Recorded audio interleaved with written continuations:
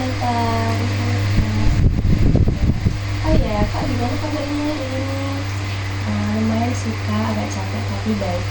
Agak capek dari bangun gitu ya. Terus kalau perjalanannya tadi gimana? Lancar atau macet tuh? Tadi agak macet sedikit sih, tapi masih aman kok. Alhamdulillah ya Kak. Oh iya, sebelumnya perkenalkan dulu ya Kak, dan saya Nadia Dani, saya sebagai konselor Kakak pada hari ini. Mungkin Kakak juga bisa kedengaran. Yang baik, perkenalkan sebelumnya nama saya Nadia Zulfa, bisa dipanggil Zulfa kak. Oh ya, salam dulu ya Kak Zulfa. Kak Zulfa belakangan ini sibuk apa aja nih? Mungkin ada kegiatan kampus atau ada yang tugas yang lagi dikerjain gitu Kak? Ada sih kak, minggu ini presentasi dan beberapa tugas kelompok sih yang agak banyak. Kedengarannya padat ya Kak jadwalnya. Oh ya, tapi Kak Zulfa terima kasih banyak ya sudah datang ke sesi ini tepat waktu. Terus mungkin sebelum mulai Kak Zulfa tadi sempat sarapan dulu atau belum? Udah kak, langsung. Alhamdulillah ya sudah. Bagus. Semoga nanti Kak Zulfa selama sesi konseling cukup nyaman ya di sini.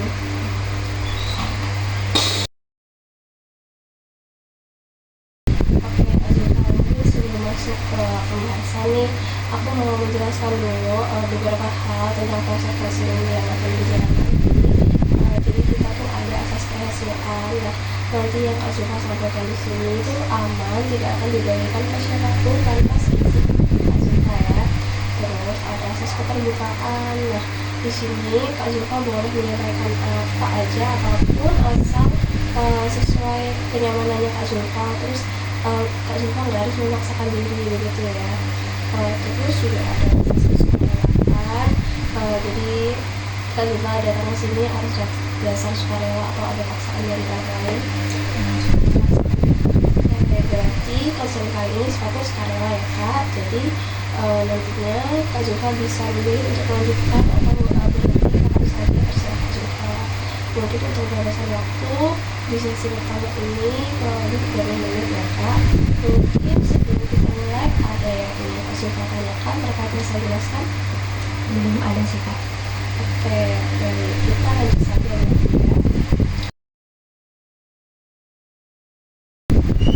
Oke, Kak Zulfa, sekarang kita berada di tahap selanjutnya ya. Jadi di tahap ini aku tuh benar-benar pengen memahami apa yang Kak Zulfa rasakan, apa yang Kak Zulfa pikirkan, dan mungkin sedang menjalani Kak Zulfa ketika harus tampil di depan publik, karena di ini ya, di permasalahan yang kita harus sebelumnya dicek. Kak Zulfa bilang kalau Kak Zulfa tuh ada anxiety ketika tampil di depan publik gitu ya. Nah, kita akan bahas pelan-pelan saja. Kalau ada yang tidak nyaman, Kak Zulfa boleh sampaikan. Oke, Kak Zulfa mungkin boleh diceritakan dulu nih kejadian terbaru apa yang membuat Kak Zulfa merasa sangat cemas ketika berbicara di depan.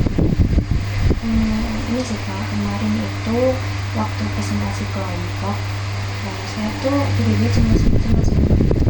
Sebelum maju ke depan tuh rasanya tiba-tiba gelisah aja gitu kak. Oke, ada perasaan nggak enak begitu ya Kak sebelum maju. Mungkin boleh diceritakan lebih awal, mungkin dari tadi sebelum masuk ke kelas nih, apakah kecemasannya sudah mulai atau mulainya tuh ketika di kelas aja? Waktu tadinya itu saya biasa aja sih kak, tapi pas udah mendekati jam presentasi, perut saya tuh mulai nggak enak gitu kak, kayak panas. Terus pas masuk kelas, lihat muka teman-teman tuh saya jadi mulai tegang. Oke, jadi pas di kelas ya. Mungkin Kak Zula bisa menceritakan siapa aja sih yang ada di ruangan waktu itu, apakah keberadaan orang-orang tersebut atau orang-orang tertentu itu mempengaruhi tingkat kecemasan Kak Zula? Ada sih kak, dosen saya, terus teman-teman sekelas. Ada juga beberapa yang saya anggap pinter banget.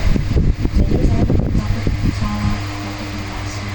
Karena mungkin Kak Zula merasa ada orang yang lebih pintar dari Kak Zula gitu ya, kan ada perasaan kalau aku salah gimana nih gitu ya. Oke, jadi biasanya apa sih yang paling memicu kecemasan yang Kak Kak Zulfa ini muncul? Apakah ketika dosen manggil nama Kak Zulfa, atau ketika Kak Zulfa diharuskan untuk berdiri, atau mungkin saat Kak Zulfa merasa diperhatikan teman-teman sekelas gitu? Kayaknya sih lebih ke pas semua orang lihat ke depan sih Kak, kayak saya tuh merasa kayak harus perfect gitu di depan mereka. Berarti Kak merasa ada tuntutan, nggak boleh salah begitu ya? Iya, iya Kak, gitu. Saya tuh takut kalau salah dikomentari. Rasanya kayak tugas saya harus sempurna gitu. Oke, begitu. Jadi, waktu rasa cemas itu muncul, pikiran apa yang paling sering muncul di kepala Kak Zulfa? Lebih ke takut salah ngomong sih, terus takut lupa materi juga, kan nggak bawa gitu ya Kak, langsung kayak tutup poin gitu. Jadi benar-benar menggunakan ingatan dan mengutamakan aja gitu ya. Mungkin apakah ada muncul pikiran seperti semua orang mengasihi aku, semua orang melihat aku, semua orang menilai aku, atau aku pasti gagal gitu? Iya Kak, kayak gitu semua. Rasanya semua tuh orang fokus ke kesalahan saya. Kalau nanti salah ngomong, menurut Kak Zulfa apa yang mungkin terjadi sekarang? Saya mungkin takut orang-orang ngetawain saya sih Kak, atau dosennya ngetawain saya. Jadi Kak Zulfa takut terhadap pikiran orang lain ya. Pikiran seperti itu muncul setiap kali bersandar, atau hanya pada situasi tertentu aja? Hampir setiap kali sih Kak. Kira-kira nih, kalau dipresentasikan, seberapa yakin Kak Zulfa bahwa orang-orang tuh benar-benar menilai negatif ketika Kak Zulfa Mungkin di presentasi 80%. cukup tinggi ya, 80%, dan perasaan itu pasti tekan sekali ya Kak? Iya, benar banget Kak. Oke, jadi selain aku dan cemas tadi, mungkin ada perasaan lain lagi yang muncul selain itu? Malu mungkin, terus khawatir, terus kayak nggak percaya diri. Oke, lalu khawatir dan nggak percaya diri ya.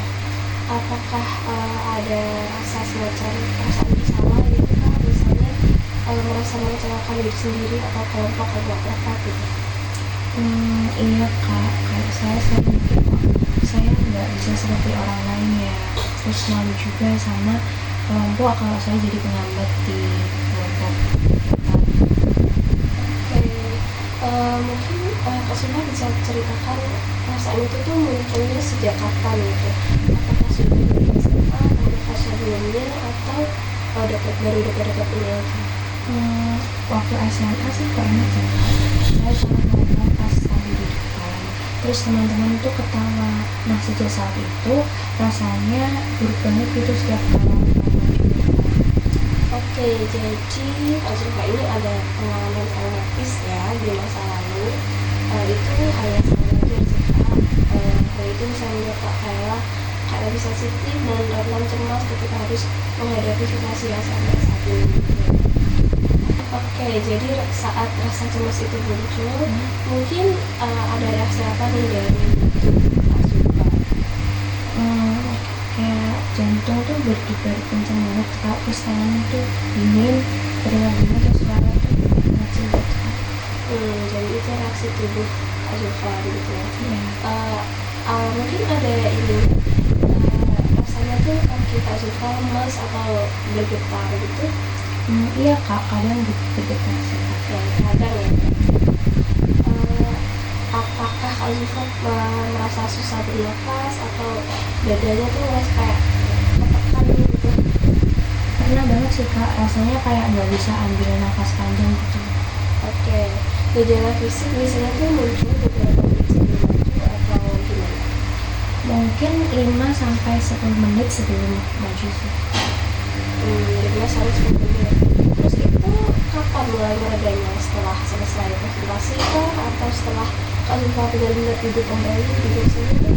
Biasanya setelah hidup kembali sih Kak. Setelah duduk kembali ya. Ketika Kak Zulfa tahu Kak Zulfa harus presentasi, biasanya Kak Zulfa melakukan apa di hari itu? Kadang saya tuh pura-pura baca materi terus, padahal itu kayak nggak masuk gitu kak di otak, nggak tahu kenapa. Jadi materinya kerasa nggak masuk ya. Mungkin Kak Zuba pernah nggak mencoba menghindar, misalnya memilih jadi operator atau memilih bolos nggak masuk kelas gitu? Iya sih kak, kalau bisa saya pilih jadi operator aja. Pernah juga hampir nggak masuk kelas sih. Oke, apakah Kak Zulfa juga berbicara lebih cepat dari biasanya saat cemas atau menghindari kontak mata dengan teman-teman yang ada di kelas saat presentasi ketika cemas? Iya kak, kalau cemas tuh saya suka bicara cepat terus lihat ke bawah sih, nggak berani buat eye kontak sama teman-teman sekelas. Oke, jadi di antara teman-teman nggak ada yang bisa nggak ada yang biasanya ngedukung Kak Zulfa itu?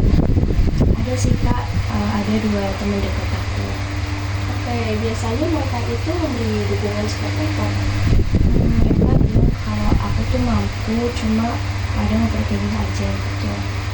Oke, dari kata-kata kedua teman tersebut, apakah kata-kata tersebut tuh memberikan apa dampak? Apakah dukungan itu membantu buat kalian? Kadang sih ngebantu ya kak, tapi tetap aja kak rasanya tetap tegang. Ya, ada rasa yang tegang ya. Kalau faktor penghambat nih, apa yang paling bikin Kak Zulfa makin merasa cemas? Nah ini sih kalau nilai dosennya itu perfeksionis kak, atau kalau kelasnya lagi rame banget. Oke, jadi rasa takut ini berdampak apa sih pada kuliah Kak Zulfa? Saya jadi gak maksimal sih kak, terus nilai presentasi saya sering rendah, dan saya juga jadi gak percaya diri di depan banyak orang. Oke, jadi cukup banyak ya dampak pada kuliah Kak Zulfa. Mungkin kalau dampak ke hubungan sosial juga Ada sih kak, kayak saya tuh kadang minder kalau ngomong sama orang baru. Oke, mungkin secara emosional apakah ada yang membuat secara ketakutan? Iya kak, kadang tuh saya nangis kalau mau presentasi. Oke, jadi kalau sebelum presentasi itu benar-benar rasanya terbincang banget gitu ya dari sebelumnya. Jadi selama ini Kak Zulfa sudah mencoba apa saja untuk mengatasi cemas ini? Mungkin latihan di kamar, terus baca materi presentasi itu berkali-kali. Praktik sebelum presentasi ya. Kak Zulfa pernah mencoba teknik pernafasan belum? Belum pernah sih. Pernah mencoba membayangkan situasi presentasi sebelumnya? Jarang kak, karena takut malah. Oke, saya mengerti. Mungkin nanti kita akan belajar ya cara membayangkan situasi dengan lebih aman dan terjangkau gitu. Kalau boleh membayangkan versi apa ya, Kak Zulfa yang ideal, Kak Zulfa ingin bisa seperti apa sih saat tampil di depan publik? Saya tuh pengen tenang, terus suara yang saya buat bisa stabil, gak bergerak. Oke, apakah Kak Zulfa ingin bisa berdiri di depan kelas dan menyampaikan materi tanpa rasa takut berlebih? Iya kak, itu tujuan saya banget sih. Oke, jadi itu tujuan Kak Zulfa ya. Dan apakah Kak Zulfa siap berlatih bertahap supaya rasa cemasnya bisa menurun? Iya kak, saya siap. Lulus ini dampak besar ya Kak Zulfa. Hanya dengan datang dan mau bercerita, Kak Zulfa tuh sebenarnya udah maju jauh banget. Oke, jadi dari cerita Kak Zulfa kita simpulkan bahwa Kak Zulfa tuh mengalami kecemasan kuat sejak SMA. Terus ada pengalaman buruk yang menjadi akar masalah hingga saat ini. Terus Kak Zulfa juga ada pikiran negatif, otomatis juga rasa kalau semua orang tuh memandang Kak Zulfa harus apa gitu ya. Terus ada gejala fisik yang intens juga, ada perilaku menghindar juga ya Kak tadi. Terus ada dampak ke kuliah dan suasana hati juga. Tapi kakaknya ada motivasi yang berlebihan atau tidak. Jadi semua yang Kak Zulfa rasakan itu masuk akal. Dan semoga sesi konseling kali ini bisa membantu Kak Zulfa ya. Semoga saya bisa berubah ya kak, saya capek tapi terus. Oke, kita akan mulai dulu selesai. Kak Siva, kita pelan-pelan saja. Kak Siva di sini nggak sendirian.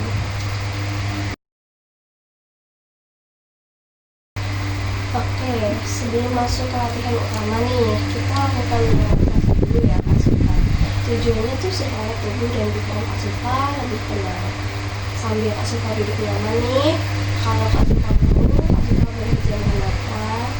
Sekarang tarik nafas, perlahan keluarkan dari hidung dulu, hitung sampai 4.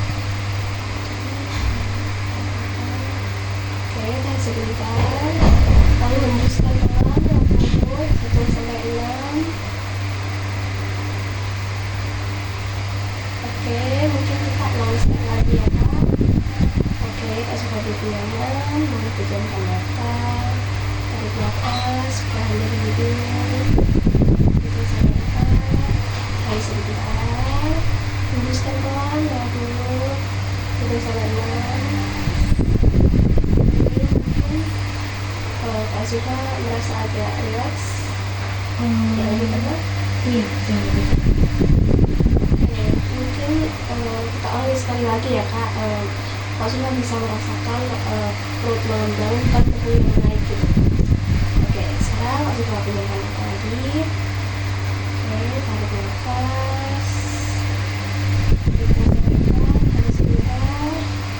Oke, hembuskan dengan perlahan lewat mulut.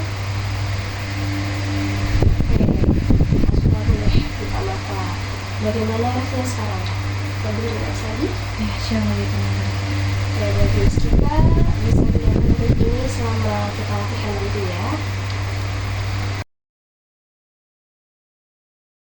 Nah, sekarang kita susun urutan situasi yang membuat Kak Siva merasa cemas ketika harus tampil di depan umum di depan publik.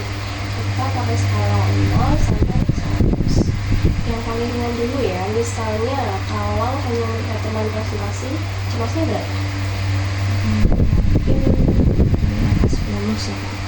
Baik, kalau gitu kita ini kalau berlatih presentasi sendirian di kamar itu skalanya berapa? Sekitar 20. Oke, 20 ya. Kalau berbicara di depan juga teman dekat Kak Sulfa tadi, skalanya berapa? 30. Baik, kalau presentasi kemarin, Mungkin 45. oke 45. Kalau Kak Sulfa mencoba pertanyaan dosen di kelas, Sekitar 60-an. oke 60. Kalau presentasi sendirian di kelas, 75 Kak. semakin naik ya. Dari apa ya paling berat, misalnya presentasi di aula atau di depan banyak orang gitu. Kalau itu sih 90 sih Kak. Itu jadi karena urutannya sudah jelas ya, kita nanti mulai dari level yang paling ringan. Jadi di sini kita level yang paling ringan level 1 ya, yang skalanya 10, melihat orang lain presentasi. Zulfa sekarang coba bayangkan Kak Zulfa sedang duduk di kelas, melihat teman Kak Zulfa yang lain sedang berinteraksi. Kak Zulfa tetap bernafas seperti tadi, ambil nafas, keluarkan, terus tetap rileks. Coba kita bayangkan sambil latihan pernafasan tadi.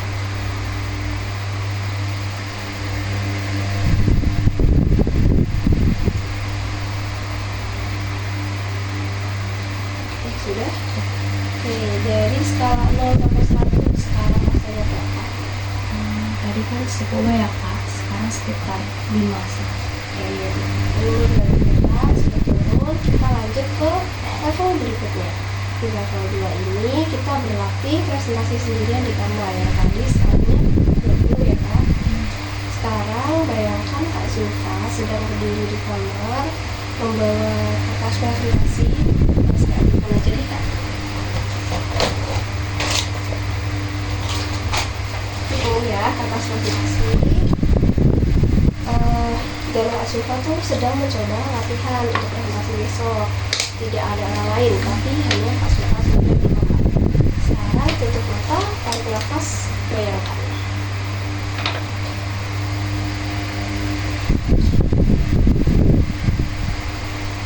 Sudah. Sekarang angkanya di angka berapa? Tadi kan 25, tapi sekarang udah ke 15 ya. Oke, 15. Baik, kita turunkan ya.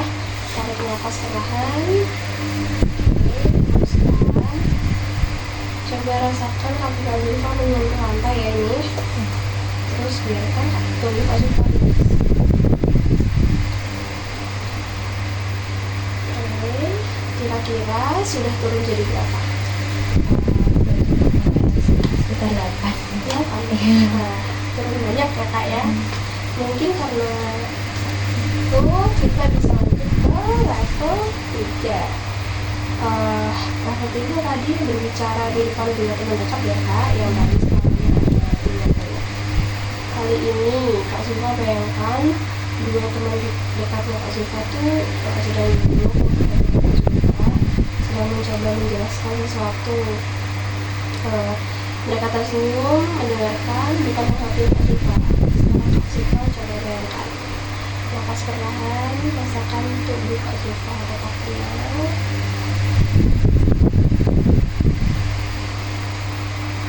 Kalau sudah boleh buka mata, kecepatan berapa? Kayaknya 25 sih. Oke, 25 ya. Mungkin kita turunkan sedikit lagi ya Kak. Kita coba lagi, tarik nafas pelan. Kak Zulfa bisa fokuskan pada sensasi udara yang masuk sambil membayangkan sedang menjelaskan sesuatu pada teman dekat Kak Zulfa. Oke, sekarang berapa? Mungkin dari 15 sih. Oke, baik, 15. Kita turunkan sebenarnya drastis sekali. Itu konsentrasi.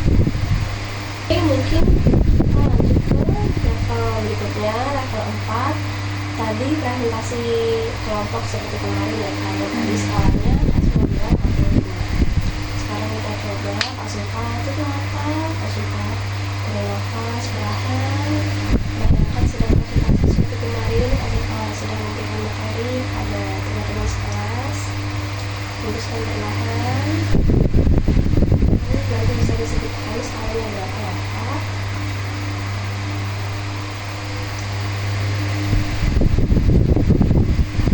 Jadi skalanya berapa? Udah di angka 30. 30. Mungkin kita turunkan sedikit lagi ya Kak. Coba sekali lagi. Tutup mata, napas perlahan. Kak Zulfa di presentasi lagi menjelaskan. Tidak keras-keras, ada dosen juga.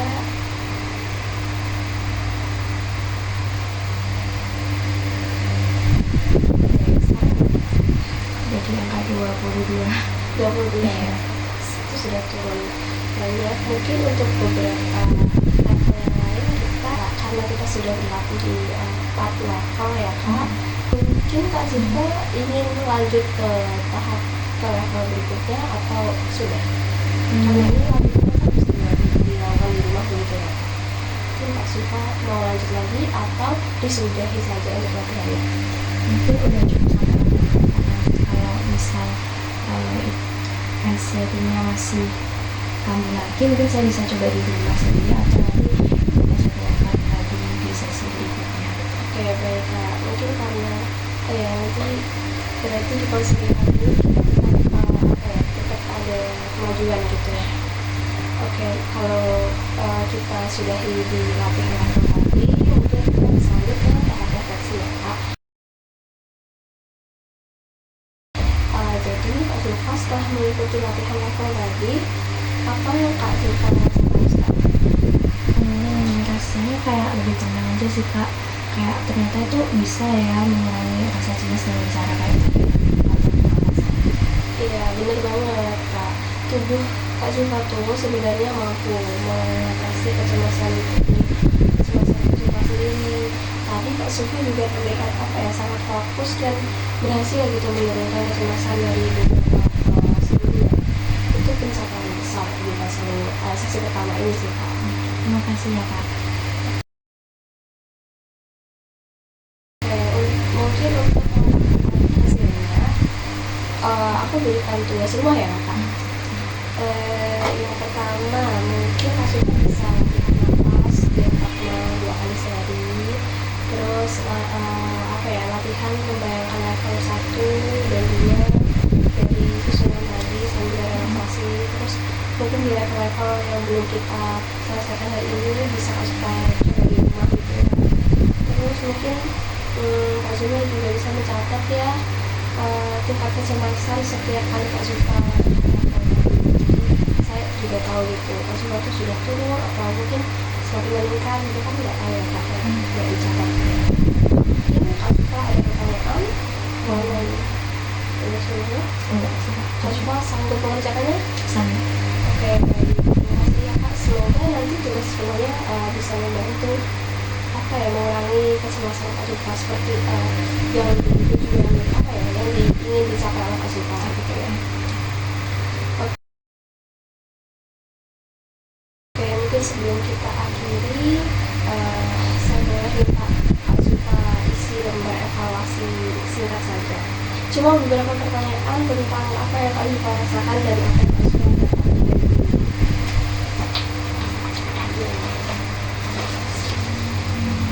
Sebentar ya Kak,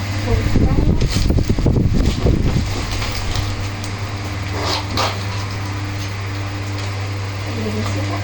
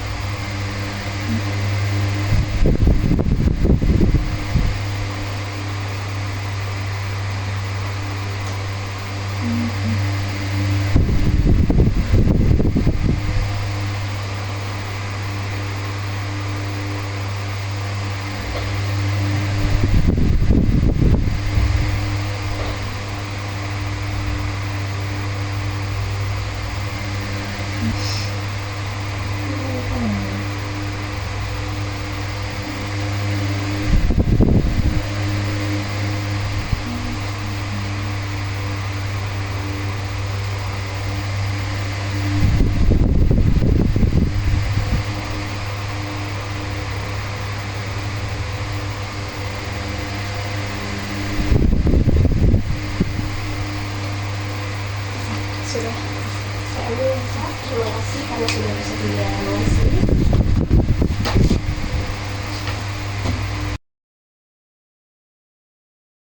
Oke, nggak terasa ya Kak, kita sudah di penghujung sesi konseling. Terima kasih banyak Kak Suka atas kerja kerasnya selama sesi hari ini.